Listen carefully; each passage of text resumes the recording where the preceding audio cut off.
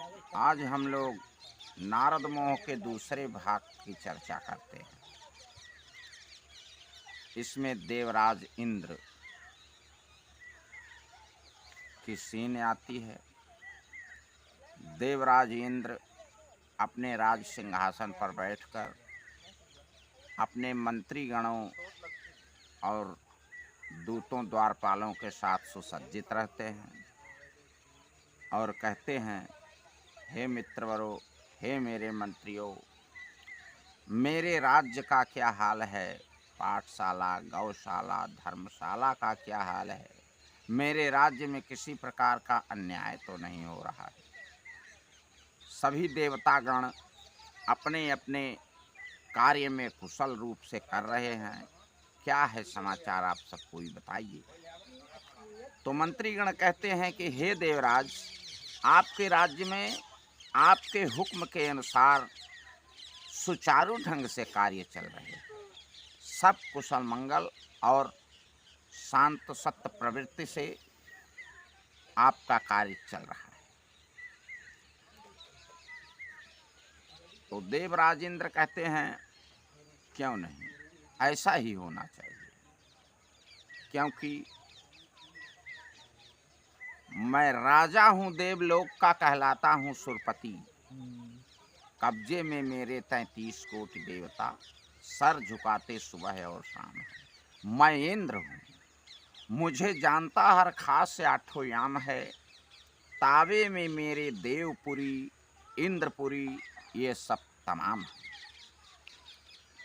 ताज हूँ परियों का मैं, जिमदादिकों का रक्षपाल, और वज्रधारी हूँ प्रबल, दुष्ट जन का महाकाल। ध्यान है जिनका हरि से, उनका रक्षक मैं सदा। जो न भजते हरि को, उनके लिए मेरा गदा। जो श्री हरि के चरण शरण हो, उन पर जब संकट आते हैं, 33 कोटि देवताओं के साथ हम उनका रक्षा करते और कराते हैं।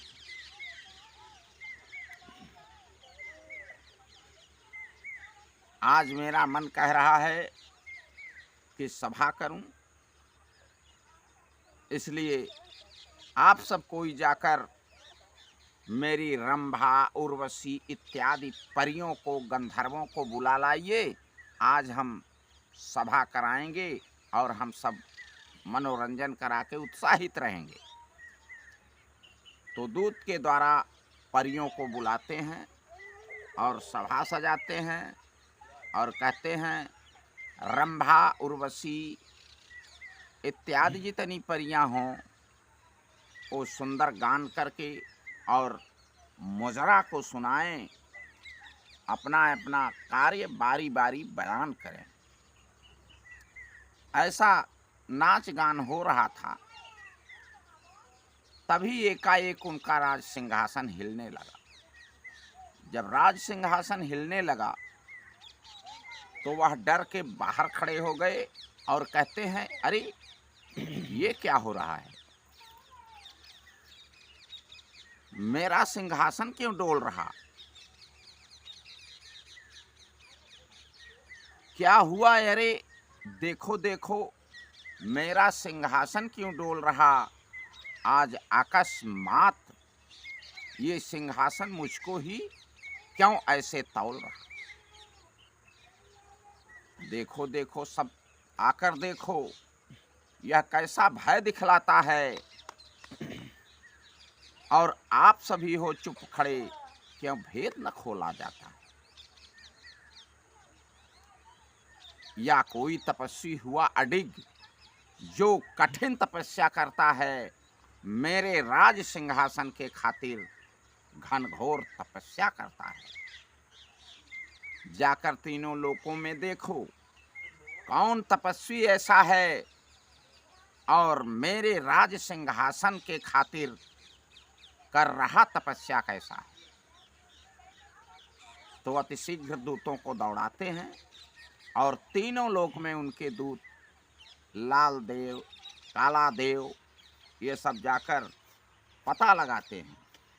और पता लगाते लगाते हिमगिरी की गुफा में जब जाते हैं तो नारद भगवान वहाँ प्रभु परम ब्रह्म परमात्मा के चरण कमलों को हृदय में धार कर और उन्हीं के नाम का स्मरण करते करते ध्यान लगाए हुए और उनका एक अडिग समाधि सी जैसी लगी हुई। तो वहाँ से वो उनके दूत लोग उन्हें देखकर आते हैं और देवराज इंद्र से बतलाते हैं कि देवराज इंद्र, और तो कोई तपस्वी कहीं भी नहीं है, परंतु ये जो देवर्षि नारद जी हैं वो हिमगिर की गुफा में जाकर प्रभु के चरण कमलों में ध्यान लगाए हुए और ध्यानावत अवस्था में अखंड तपस्या कर रहे हैं। तो देवराज इंद्र कहते हैं, क्या कहा अरे नारद बाबा सर्राज ताज को धारेंगे? क्या कहा अरे नारद बाबा सरराज ताज को धारेंगे और प्रभु के चरण कमलों का स्मरण छोड़ मणियों के मुकुट संवारेंगे? क्या खाक न पोतेंगे सर पर? फूलों की खुशबू आई है और सरराज ताज धारण करने की उनके भी मन में क्या रुसवाई है? यह होने नहीं दूंगा कभी भी मैं। नारद की मनमानी है और तप उनका खंडित करूंगा मैं। हठ मैंने भी यह ठानी है। इसलिए अब मुझे कोई उपाय नहीं दिखाई देता। जाओ मेरे मित्र प्यारे कामदेव को बुला लाओ और कामदेव के द्वारा ही मेरा यह कार्य पूर्ण हो सकता है। कामदेव को बुलाने के लिए भेजते हैं और उधर कामदेव अपने घर में बैठे हुए सबकी हालातों पर विचार करते हुए बैठे हैं। तभी इंद्रदेव का संदेशा जाता है। तो कामदेव जी कहते हैं कि धन्य धन्य मम भाग्य है जो सुमिरे सुरराज। चलो शीघ्र ही चलत हूँ करने को सुरकाज। ऐसा कहकर वो शीघ्र ही इंद्रदेव के पास आते हैं और इंद्रदेव के पास आते हैं तो देवराज इंद्र उन्हें देखकर हर्षित हो जाते हैं। हर्षित होकर कहते हैं, आओ मेरे प्यारे मित्रवर,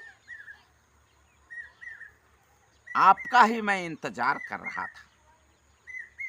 तो कामदेव जी कहते हैं, हे मेरे प्यारे मित्र देवराज इंद्र, आप पर कौन सा ऐसा संकट आया जो मेरी याद करने के लिए आपको विवश होना पड़ा?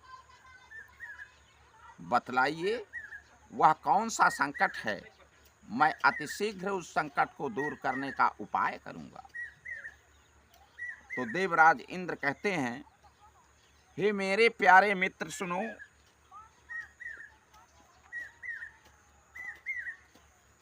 हे मेरे प्यारे मित्र सुनो, यह संकट हम पर भारी है। आपके द्वारा ही संकट दूर होगा, यह आशा पूर्ण हमारी है। नारद ने हिमगिर में जाकर कठिन तपस्या करते हैं, मेरा सिंहासन लेने को घनघोर तपस्या करते हैं। अतएव नाथ जाकर वहां उनकी तपस्या भंग करो और यह कार्य करो। मेरे मित्र सुनो, यह मेरा कार्य पूर्ण करो। तो कामदेव जी कहते हैं, हे देवराज इंद्र, ऐसा कार्य नारद बाबा कभी नहीं कर सकते, क्योंकि वो परम ब्रह्म परमात्मा के प्यारे हैं। उन्हें परम ब्रह्म परमात्मा के सिवा राज ताज का कोई मनसा ही कभी नहीं हुआ, क्योंकि वो अपने पिता ब्रह्मा जी से ये कह चुके हैं कि मैं इस राज ताज जन्म मरण के बंधन में नहीं बंधूंगा। मैं भगवान का भजन करूंगा, उनके चरण कमलों का ध्यान करूंगा।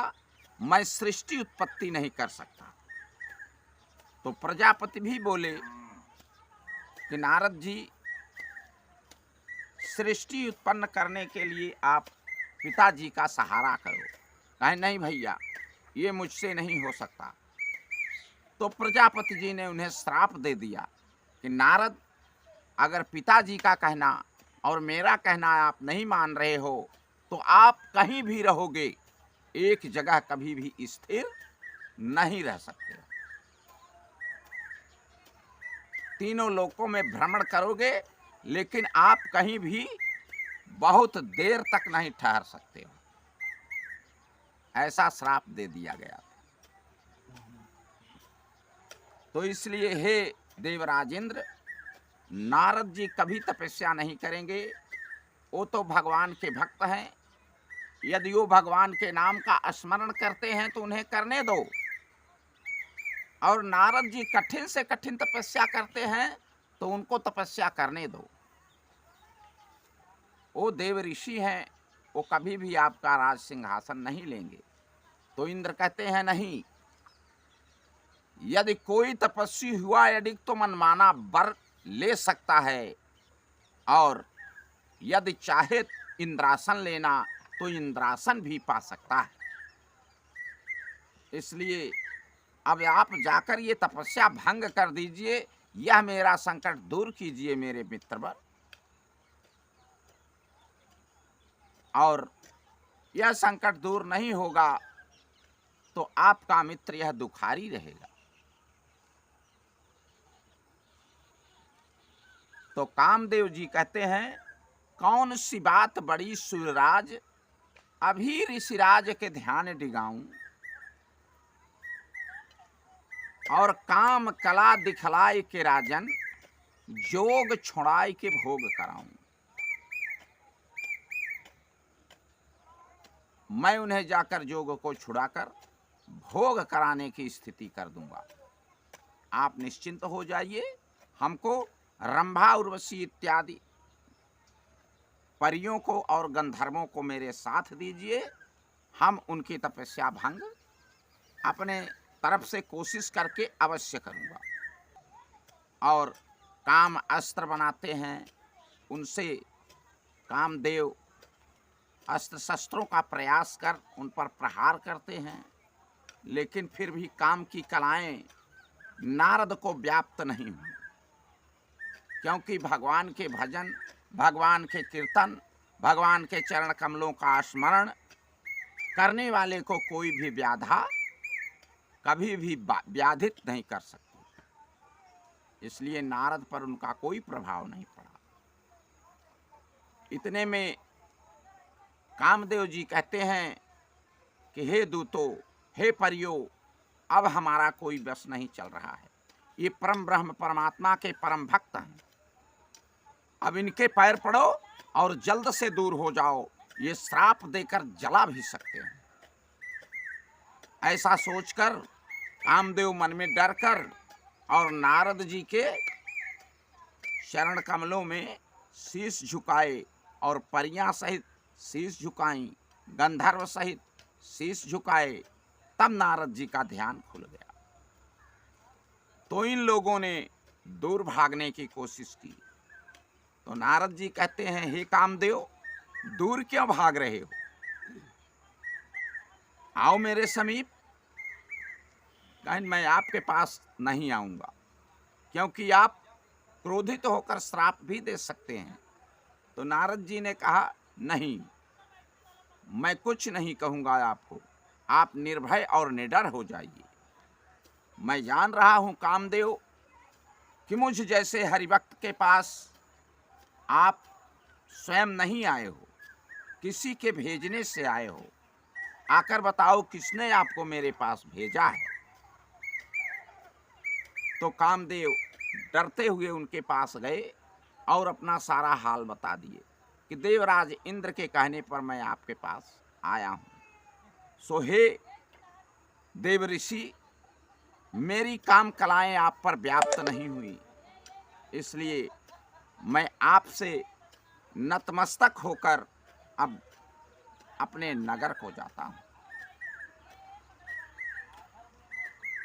तो ऐसा कहकर नारद के पास से वो आकर इंद्र की सभा में अपने कर्तव्य को वर्णन किया और देवराज इंद्र को सांत्वना दी कि मैं नारद बाबा की तपस्या भंग कर दिया। नारद बाबा अब उस तपस्या से उठकर बाहर खड़े हो गए। आप निश्चिंत हो जाइए।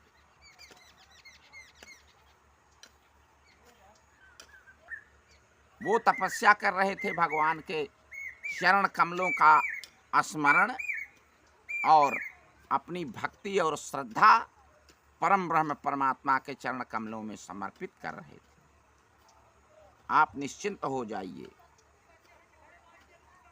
तो इंद्र कहते हैं, हे मेरे प्यारे मित्रवर, आपके इस कर्तव्यों को मैं बारंबार कभी भी नहीं भूलूंगा और इस कार्य में आपको कोट कोट धन्यवाद।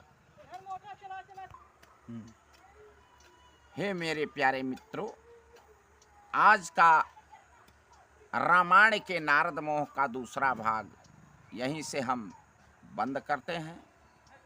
अब अगले दिन नारद मोह के तीसरे भाग में चर्चा करेंगे। आप सबको धन्यवाद। जय हो श्रीमन नारायण भगवान की जय हो।